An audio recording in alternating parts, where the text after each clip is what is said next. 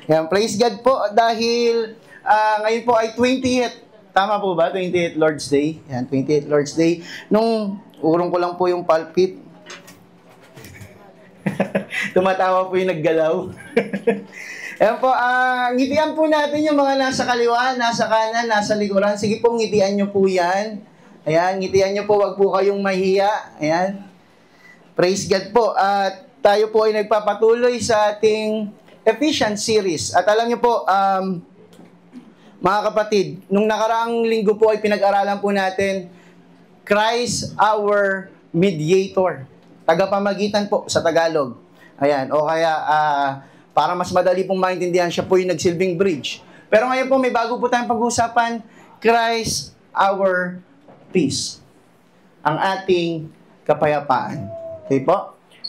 Alam nyo po, meron pong isang tao, isang kilalang tao, ang sabi niya, gusto kong malaman kung paano ang mga artist, mga pintor, kung paano nila i-create ang pinakapayapang scene or scenery.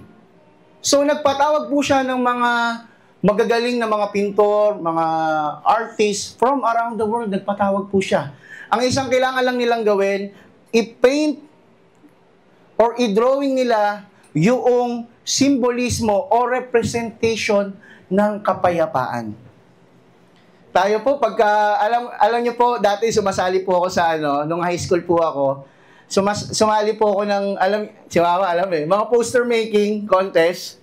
Ang lagi pong kapag peace, ang lagi pong dyan, yung mundo, tapos may kamay na ganyan sa mga kabataan dyan. Di ba ganyan lagi? O kaya green earth, mga ganyan. O kaya Mother Nature, pag sinabing kapayapaan. Tama po ba? Pag sinabing peace ay walang kaguluhan. So, pinatawag niya po at maraming sumali. E di hinusgahan po or may mga judge po na pinili yung isang kilalang taong ito at marami pong pintor ang naggawa or nagdrawing ng magaganda. Mga artist nagpinta ng magaganda. Pero hindi po napili. Hanggang sa dalawa na lang po yung paint, yung frame at yung painting. Dalawa na lang po. Nakataklop po parehas. Ito na po yung final 2. So may mananalo na po. So ngayon binuksan po yung una. Yan po binuksan. Nandiyan po makikita, ayun binuksan na. Yan po yung unang painting. Though hindi po yan yun talaga, kasi lang po siya, text lang nakalagay po doon pero, syempre po, grabe na po ang AI ngayon, di ba? Pagka nagsabi ka na, ganito ilagay mo, kunyari, sinabi mo, mirror smooth lake reflected in a green under the soft blush of the evening sky, mga ganyan. Lalabas po talaga may ganyang painting. Ayan po ay generated po ng AI. Yan po. Pero ganyan po yung representation nung picture, sabi po nila, ng peace. Ng kapayapaan.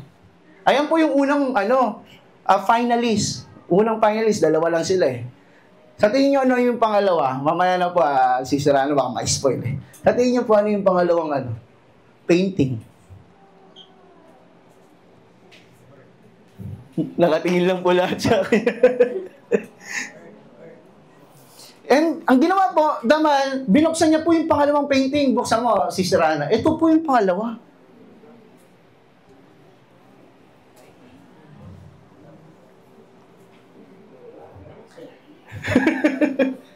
Sabi ito yung top 2 po yan top 2. Finalist yan.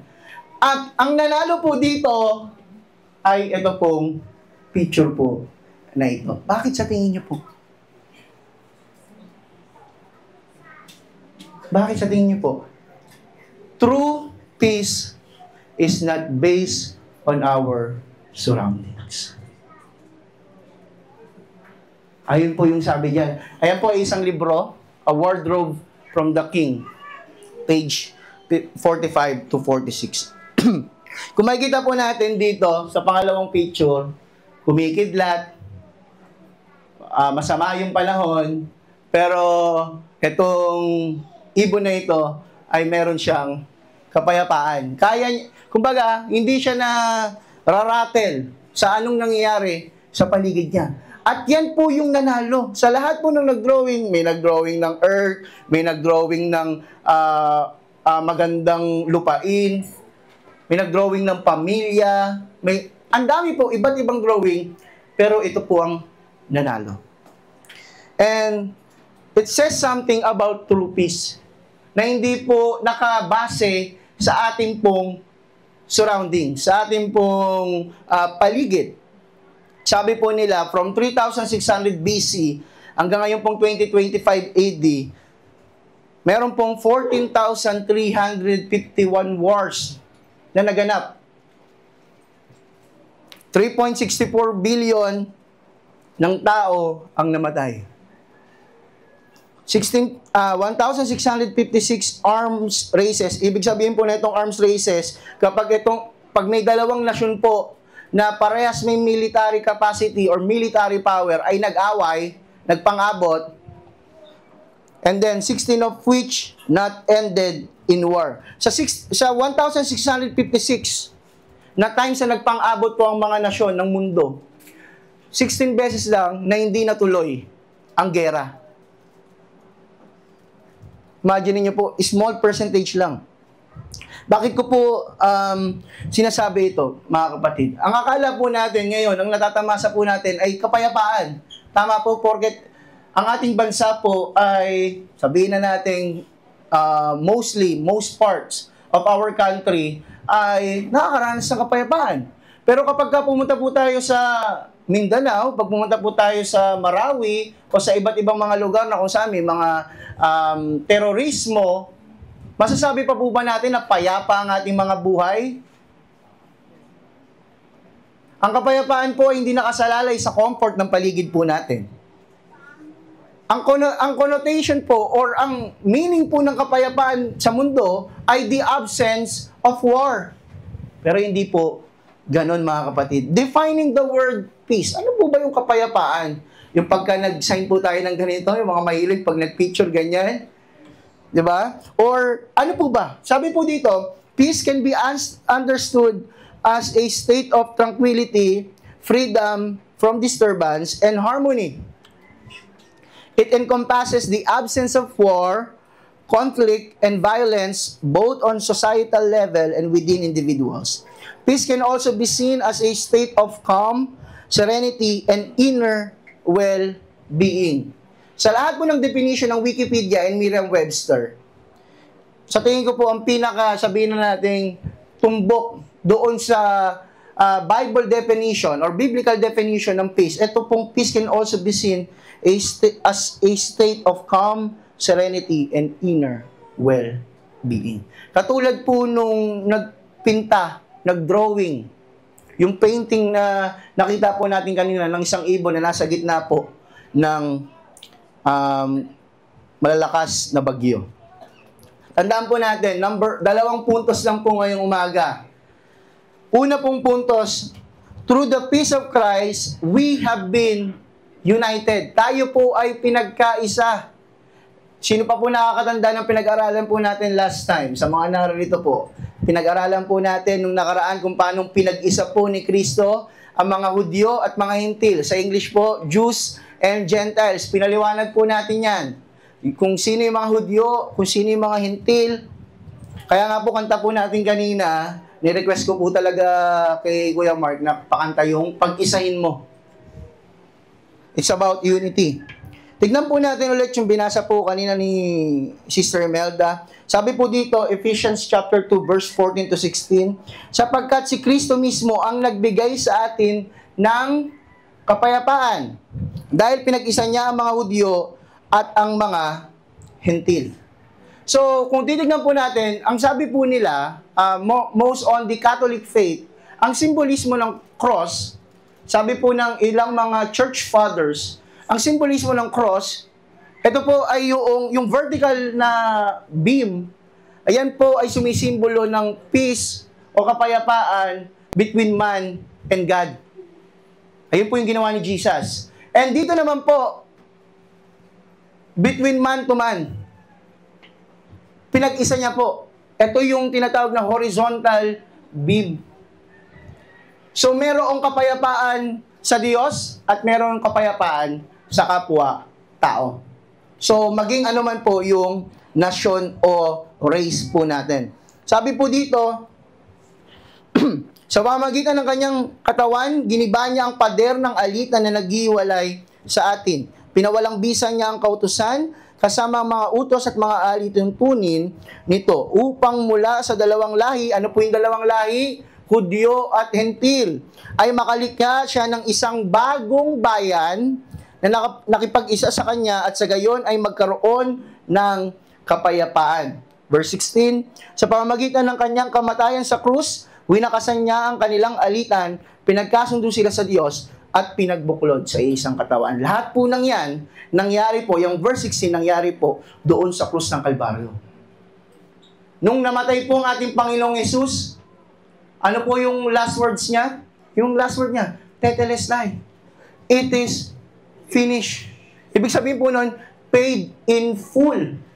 Bayad na po lahat. Pinagkasundo niya na po lahat. That is his last words. Sabi po dito, where does true peace comes from? Whenever we go through an intense season of conflict or fear or insecurity, we desire peace amidst the storm. True peace comes from Christ. Tatanungin ko po kayo mga kapatid. Kapag dumaraan po tayo sa pagsubok o mga problema, ano pong unang ginagawa natin? Aminin nyo na po sa katabi nyo, anong unang ginagawa nyo? Umiiyak ba?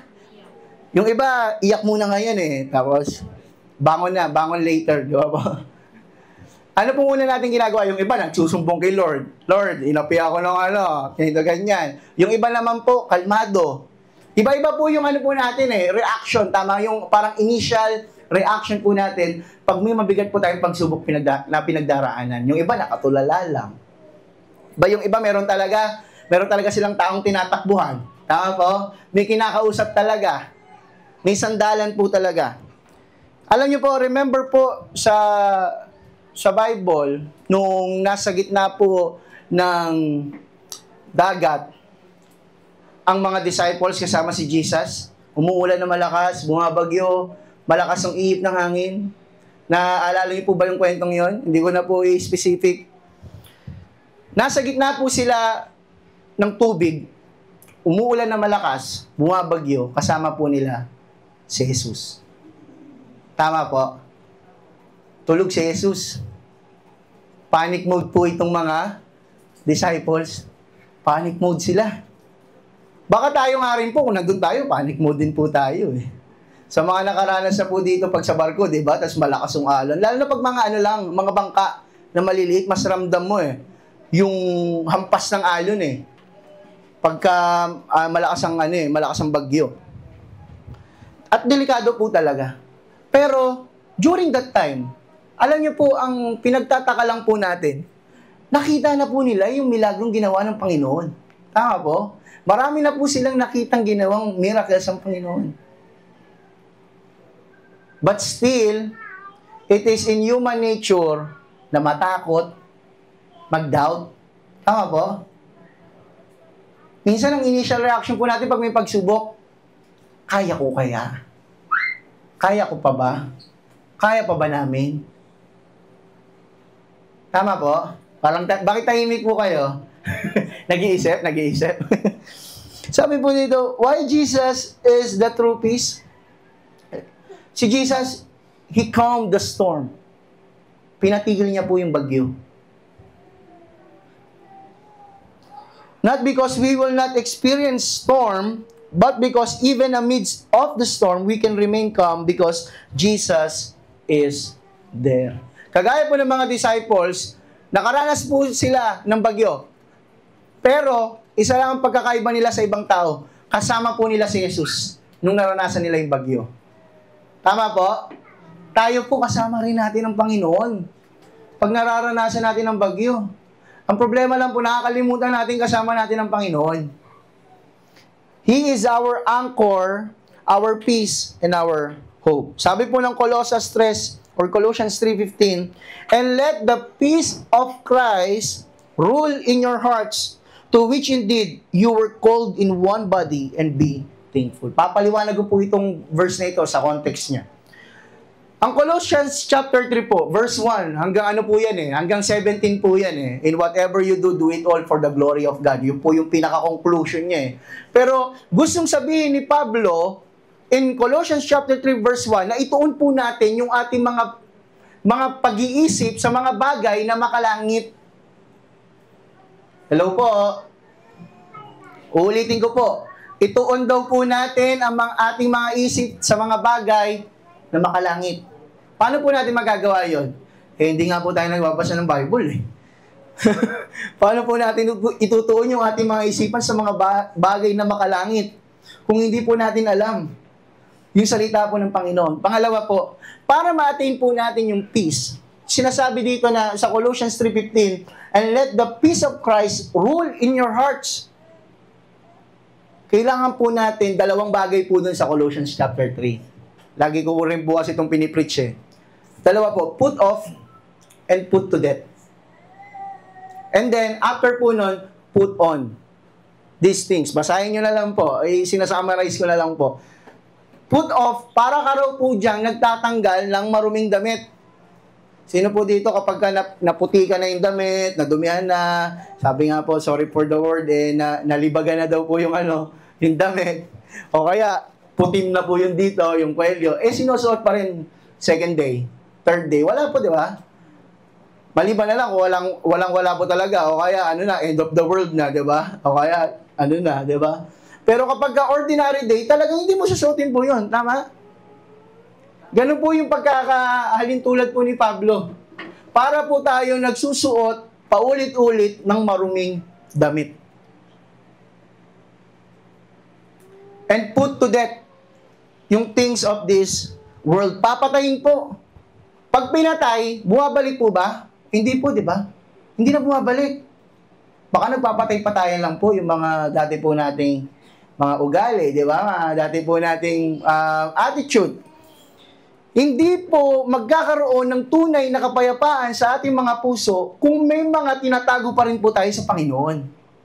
Kaya baka uncertain po tayo at nagda-doubt po tayo sa mga situation in life kasi tayo rin po yung may kasalanan at hindi yung Panginoon. Kaya wala tayong kapayapaan sa ating mga puso dahil may mga hindi pa po tayo sinusuko sa Panginoon, meron pa po tayong tinatago. Tapos tatanungin mo, bakit parang laging uncertain yung buhay ko? Bakit laging ganito? Bakit wala akong peace? Tama po ba? O tamang-tama po? Sabi po dito, He has broken down the wall of separation. Alam niyo po, in the temple, in between the court of the Gentiles and the court of the women, there was a physical barrier, an actual wall of separation between Jew and Gentile. Alam niyo po ba kung bakit nakulong si Paul? Siguro si Tita B, alam, syempre.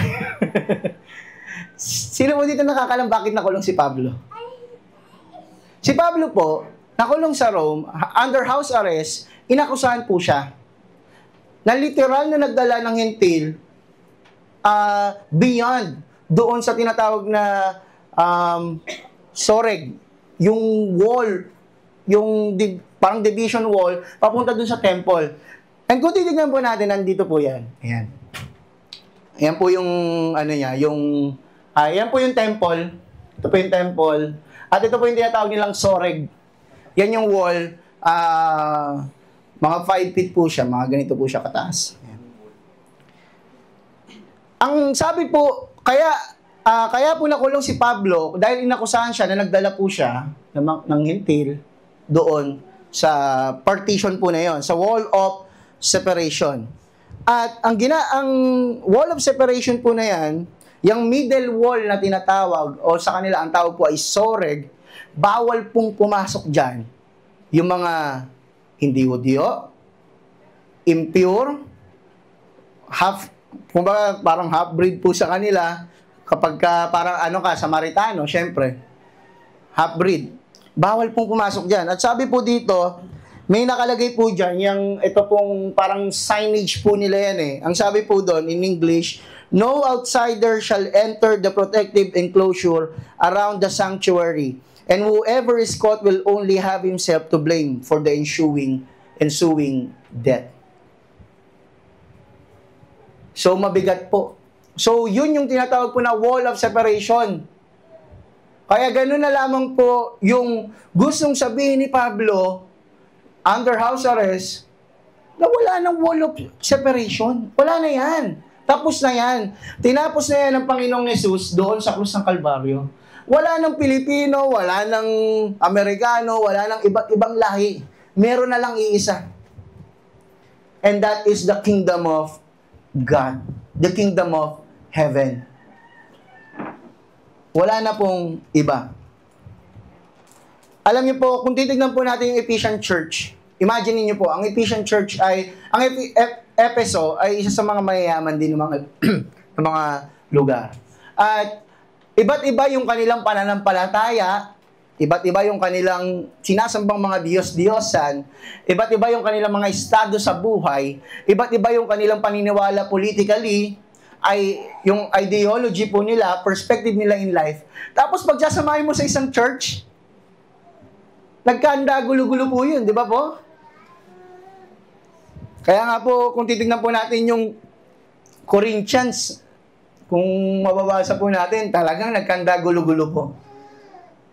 Mahirap po ang unity sa loob ng church kung hindi ang sentro natin ay ang Panginoong Hesus. Bakit po? Makikita mo yung difference niya, ako mas magaling ako dyan Mas may pinag-aralan ako dyan. Makikita mo ganun Mas mapera ako dyan. Pero ang uniting factor po, kaya nag-e-exist ang church at patuloy na nag-e-exist, walang iba dahil ang ulo ng iglesia ay ang ating Panginoong Hesus. Wala na pong iba. Amen po? Kapag hindi po natin naintindihan na pinag-isa na po tayo ng Panginoon, ang church na ito ay magiging mananatiling divided. Magkaroon lang ng konting samaan ng loob, alitan, wala na. Babagsak na tayo. Kaya kailangan po, malalim po yung ating pagkaunawa doon sa unity na sinasabi po ng ating Panginoon. Because, tandaan po natin mga kapatid, at sabi po dito, we are all under the lordship of Christ. Amen po ba? Amen po ba? Amen po. Sabi niyo po yan, ha? Kaya po, kapag ang iglesia po, ayan po ay ang katawan ng ating Panginoon. At ang iglesia po ay bride ng ating Panginoon. Sabi po dito, the wall of separation is gone because the common lordship is greater than any previous division. Yung ating perspective, yung ating ideas, lahat po ng ating opinion, nakapailalim po yan sa kapangyarihan po at otoridad ng ating Panginoong Hesus. Kung ano po yung sinasabi ng Biblia, kahit anong klaseng opinion pa meron po tayo, ito pa rin po ang final authority po ng ating mga buhay. Hindi ang mga pastor, hindi ang mga elder, hindi kung sino pong sinasabi po nilang Poncio Pilato, di ba? Hindi po, ito lang po. Maging sa loob ng bahay, mga kapatid. Baka akala nyo po sa loob lang ng church, ha? Sa loob ng bahay din po. Sa mga katatayan po dito, sa mga kananayan. Sa loob ng bahay, hindi lang din po kayo masusunod. Ito po masusunod. Sa loob ng bahay. Dahil tayo pong lahat ay under the lordship of Christ. Gustong ipakita ni Pablo na wala ng Hudyo. Wala ng Hentil.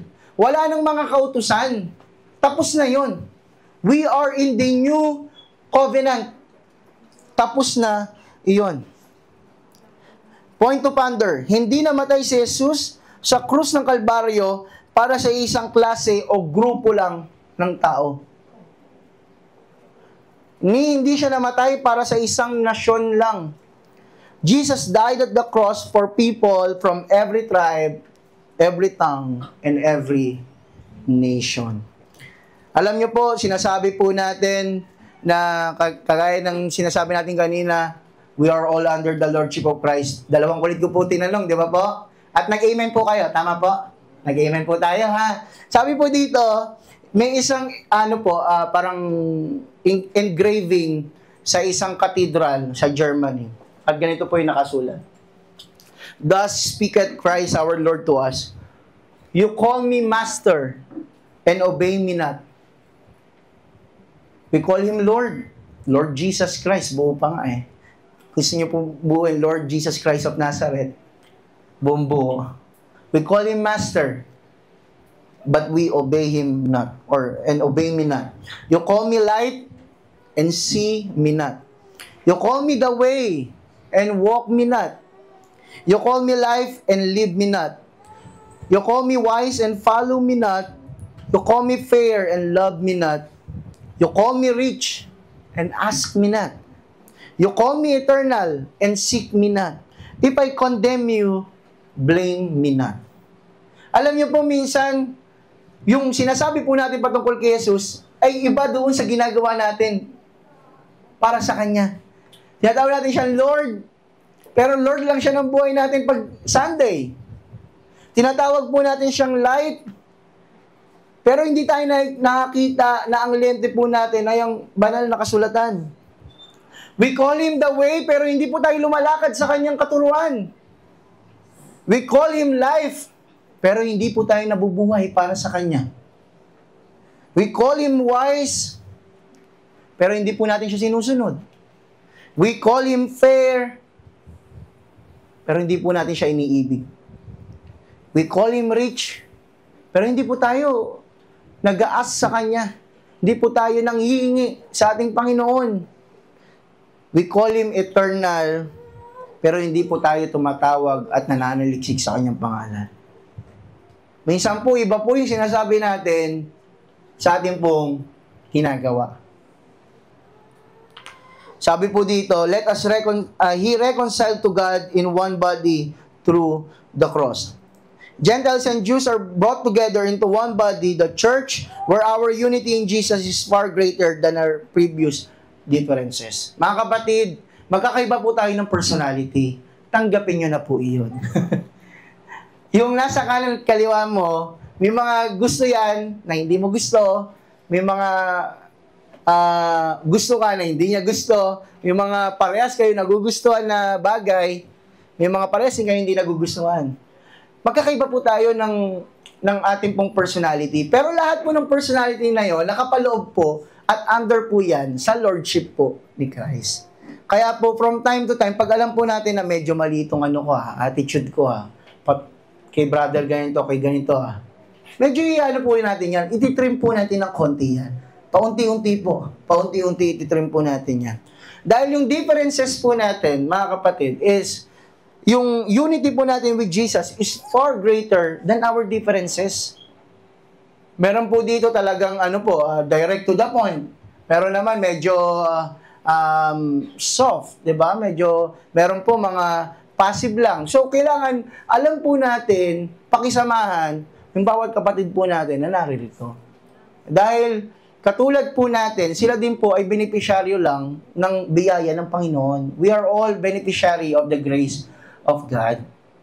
So, baka tatanungin po natin, bakit si ganito? Ilang taon ng Kristiyano, ganyan pa rin yung ugali. Wala, ilang taon ng Kristiyano, late pa rin. Baka may pinagdaraanan po, di ba? Kaya, lagi po natin iisipin po yun, baka may pinagdaraanan si ganito. May hindi ako napansin ni pastor Hindi ako nakamayan lahat nakamayan, ako lang hindi Baka lang po, nalagpas lang po, di ba? Hindi naman po ibig sabihin ng galit agad Tama po ba? Hindi ako nabeso ni pastor Diba? Alam niyo po, pagka ganun po yung thinking po natin, mas magiging magaan po yung church po natin. Baka ganito, baka ganyan.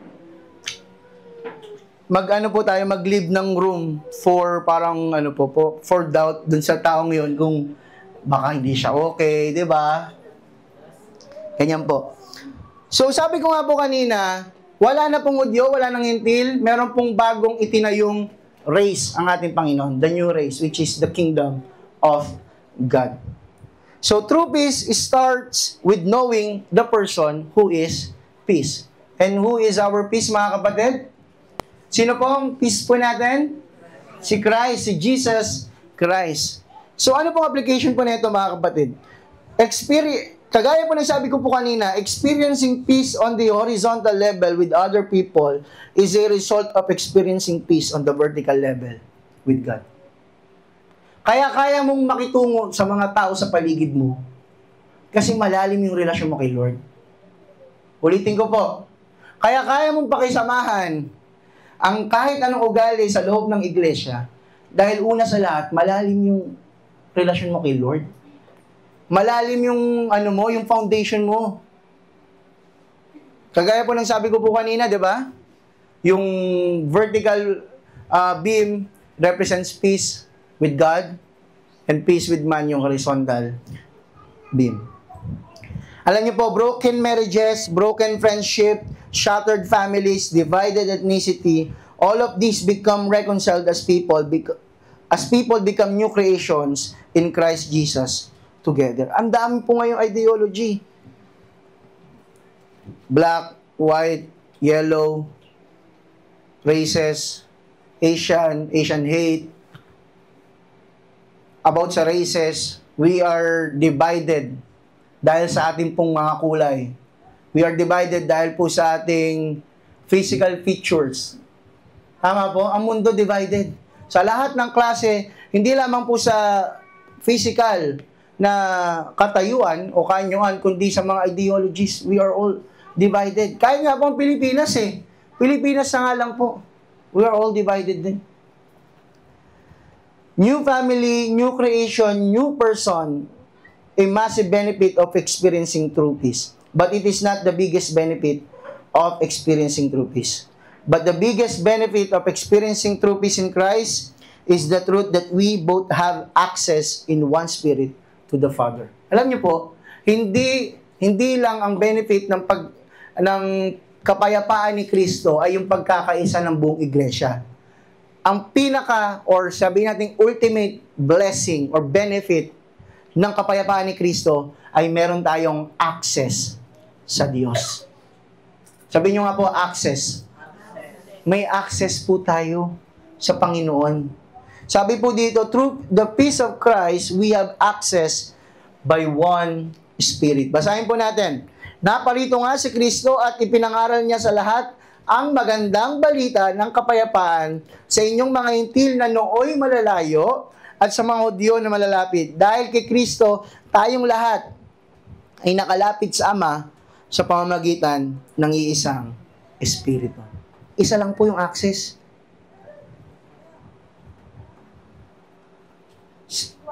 Through the peace of Christ, we have access by one Spirit. At ano po yung Espiritu na yun? The Holy Spirit. Huwag mo nating i-neglect yung banal na Espiritu.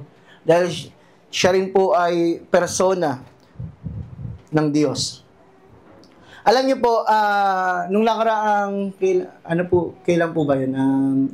May 12 po ba yung botohan nung nakaraan? Tama po ba? May 12 po, bumoto po ba yung mga lahat ng botante? Alam niyo po, hindi ko po tatanungin kung sino binoto niya, ha? Wala pong ganun dito kasi hindi po yan para dito. Pero may kwento po ako sa inyo. Yan. During alam ko po nagsimula ang parang automated election, 2010 po yata if I'm not mistaken. Up until now, 2025. Correct me if I'm wrong lang po. Pero ang Bangko Sentral ng Pilipinas, isa po sa mga, sabihin na natin, most secured place in the Philippines. Tama po ba?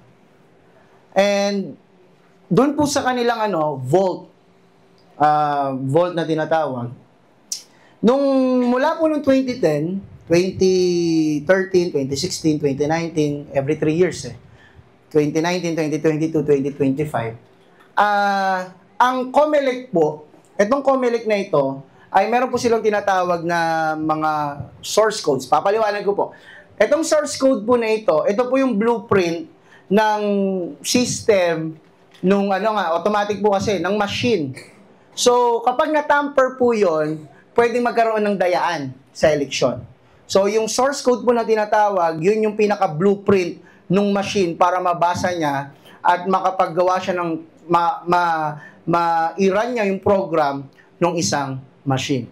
Nakita niyo po nung nakaraan, di ba, na po tayo, nakikita na po natin yung boto natin. Yung pwede mong iganon Pwede mong tignan Napaka-high-tech po. Pero kapag yung source code po na yon ay na-tamper na iba ng konti or may mga kumuha, ay maaari pong madaya yung eleksyon. Ngayon po, ginawa po ng Kongreso at ginawa po ng COMELEC para bago ang eleksyon ay walang makakuha noon at madaya po yung eleksyon, iniligay po nila yan sa vault ng Bangko Sentral ng Pilipinas. Tapos yung nire-research ko po siya, grabe po yung ano po nila, parang security features.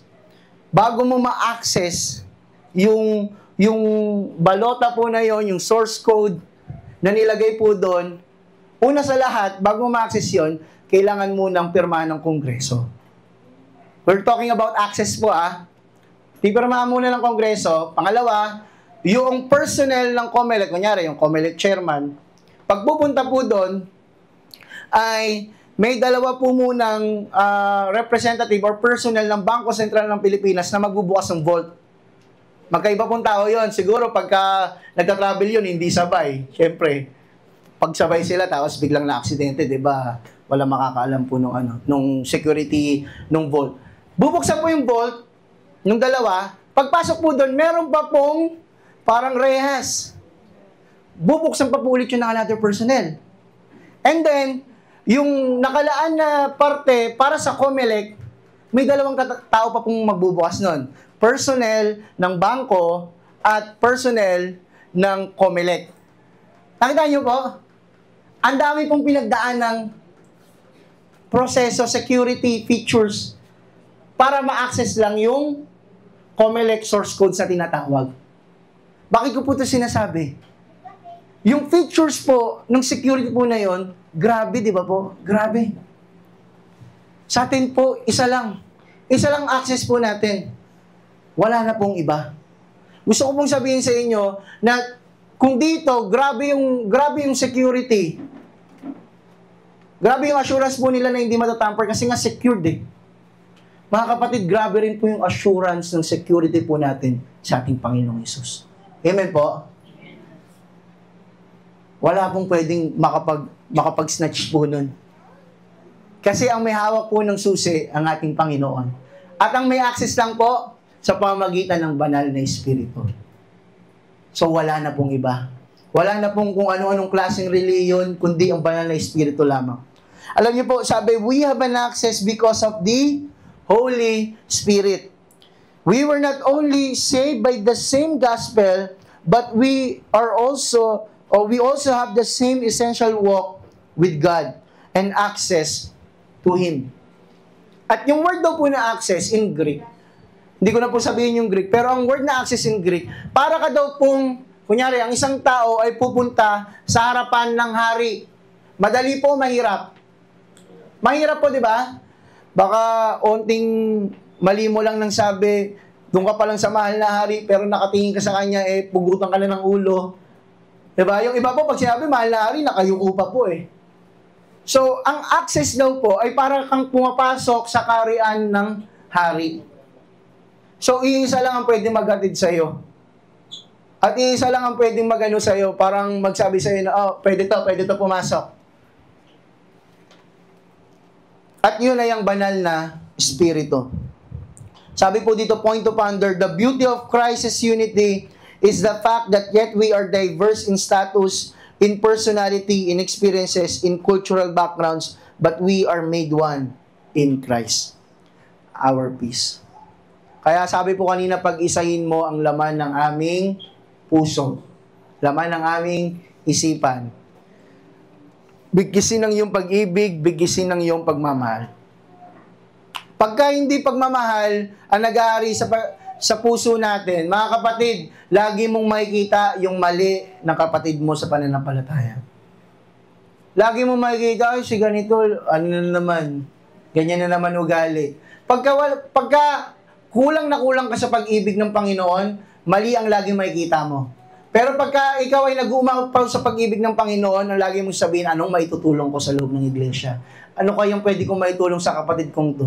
Baka parang nahihirapan siya. Alam niyo po, pagka wala yung love, nawawala din po yung discernment.